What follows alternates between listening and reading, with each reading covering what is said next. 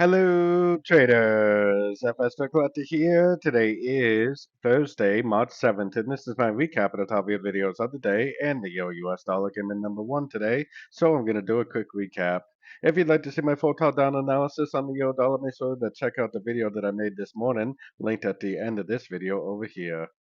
So we did have another nice push up today. I'm getting more and more convinced that this is a wave three, but we do have to make it through NFP tomorrow, non-farm payroll for the US dollar. I mean, if it does bounce off to 61% tomorrow at the news, make a big impulsive move down, it still is possible that it's an ABC. I'm thinking that it's a 1-2-3, and it's looking more like a 1-2-3, especially when you look at other dollar pairs, but you never know. So heading down to the 1 hour time frame, I still expect this to go up to at least at 61.8 either way. I mean, at this point, it would be nice to see a little bit of a pullback so we could get another opportunity to go in. This ABC crescent today, we caught perfectly in the members area, so that turned out perfect.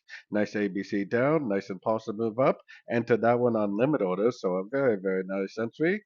So, like I said, unless you're already in this trade, I definitely wouldn't go long now. But if it does start to make a pullback, then I would go long at the end of a pullback for the continuation of the uptrend, at least take it up to the 61.8 level. So don't forget to join my free Discord channel. The link for that is on the screen and in the description. Thanks and happy trading.